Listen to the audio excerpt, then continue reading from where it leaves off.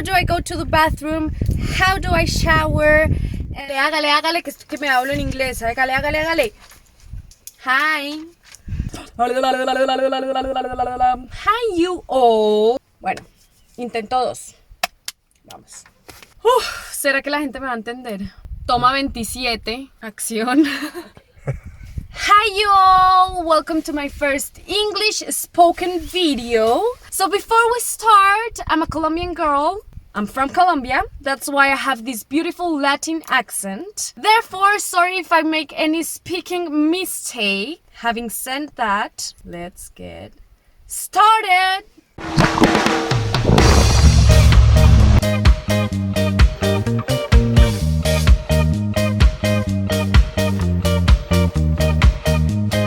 First, quick summary of who I am. My name is Isabel. I'm known as Isa por ahí in Instagram and YouTube, in Facebook. I quit my office job 1.5 years ago to travel around the world, more specifically around South America as a backpacker. What was my office job? I worked in a multinational company as a brand manager for almost 5 years. My trip started in September 2019 and I've traveled through Colombia, Ecuador, Peru, Bolivia and Chile as a backpacker. Then in Chile I bought this beautiful van with my boyfriend Ricky. Ricky, say hi, he's the cameraman. Hi there. And then I bought this van to travel all around Argentina and Brazil and Uruguay. And then COVID caught me in one of the most remote places on earth, El Calafate, Argentina. So that's a quick summary, and I prepared 5 questions so you can get to know me better, like the 5 most common questions I get. But before I start answering these questions, don't forget to subscribe to my YouTube channel. All my videos have English subtitles that you can activate in YouTube. So subscribe, it helps me a lot. Thank you. First question, how was the process of leaving everything behind to travel around South America? So I always loved to travel. Before this trip, I traveled a lot inside my country, Colombia. However, the idea of having a big trip without returned ticket started on Sunday's afternoon, where I questioned a lot my lifestyle. What stories I would tell to my grandchildren, what's the purpose in my life, what I'm supposed to do in life besides working. Actually, that Sunday's feeling has a name. Its name is Sunday's Blues. And I think you know what I'm talking about. I think a lot of you have felt it. But that feeling usually goes away when you have to go back to work on Mondays. I was a brand manager in a brand that I love. Its name is Dove.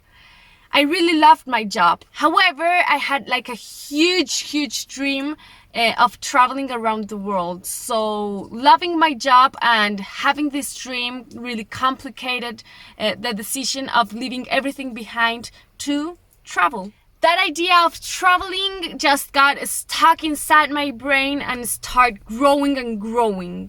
Until one December that I wrote on a little piece of paper my 2019 purposes, and I wrote that I wanted to travel through South America in 2019. Like that was the deadline I had to travel around South America. So I sent a picture to Ricky of this little piece of paper with my 2019 purposes, and at first I think he didn't believe me. I'm sure he didn't believe me until I started saving as a crazy girl to achieve my dream. So then 9 months later, after that December, on September 2019, this beautiful trip started. Question number 2. Was it difficult to leave everything behind? Yes, I was the typical person that did everything that society wanted me to do. I was really good at school. I had the best grades at my university. At my 23, I was already paying my own bills. I got really fast promotions on my job, so I managed to be a brand manager in a really short time. So I think I would have like a perfect life and a successful life inside the system. However, I was really empty on my inside. So yes, I was really scared of leaving everything behind. Like, I was really scared of losing everything I had worked on. However, in Colombia we always said, if you feel free... Es muy difícil decir esas dos palabras juntas. Feel fear. However, in Colombia we always say that if you feel fear, do it with fear. So that's what I did. I was really scared, but I did it. Like, freaking out, but I did it. Third question. Have you ever questioned your decision since you left your country? I've traveled for almost 1 year and a half, and in this time I've got 2 breaking points where I've questioned, like, what am I doing? Why am I traveling? So the first breaking point was in Ecuador. The first 2 weeks of our trip, I really thought I was not going to make it. I really thought. One of my first nights at a hostel, it was in Quito in Ecuador, in a shared room, was the worst night of my life. It was a shared bedroom with other 8 beds, and there was this girl that threw up like the whole night. I got diarrhea at 3 a.m. I needed to go to the bathroom, and this girl was throwing up in the bathroom, and it was a party hostel. It was the worst night of my life, and I thought that was going to be like the rest of my trip, like that. Like, I was going to sleep like that the rest of my trip. It was horrible.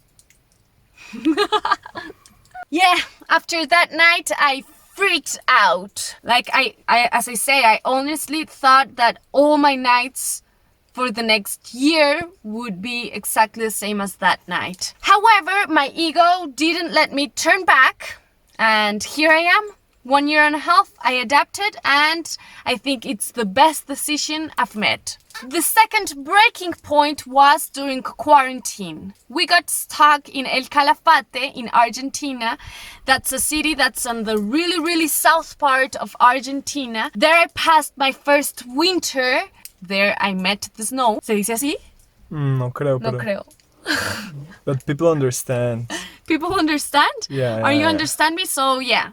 I met the snow for the first time there in El Calafate. And there I questioned a lot if I should quit my dream of traveling and go back to Colombia due to the world situation. However, I waited until Argentina opened up tourism, and now I'm traveling through all Argentina. I think I made the best choice not to quit my dream. I got to know the snow.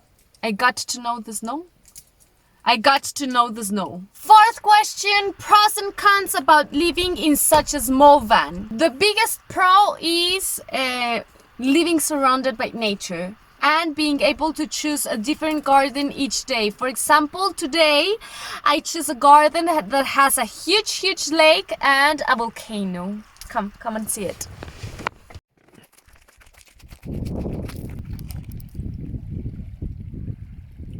The biggest contra is not having a normal toilet, like available 24/7. We have a handmade toilet, yeah, but it's not the same. And another contra is also not having my family around. Like, I really miss my family. That's another contra. Question number 5. Why do I travel in COVID times? Why? Why now? So I was stuck in one of the most remote places on earth, El Calafate, Argentina. It's on the really south of Argentina. It's freaking cold.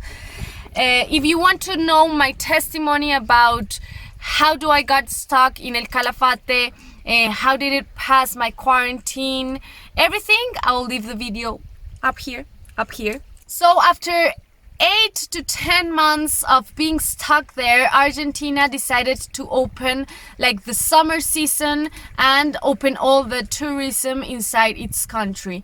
So why not travel if it's allowed to travel, if I can support the tourism sector why not? If I'm able to travel, I'll travel. And I always will take care of myself. We take care of ourselves. We put on masks, alcohol, like everything that's on our hands, we'll do it to take care. But we will not stop traveling. Other common questions such as how do I go to the bathroom?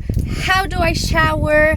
How do I earn money while I'm traveling? What do I do for a living? All that questions, you can find the answers in my other YouTube videos. So look for them and don't forget to subscribe to my YouTube channel. I hope you understood everything from this Latin accent girl. And nothing. That was everything for this video. Okay. Bye bye. Thank you.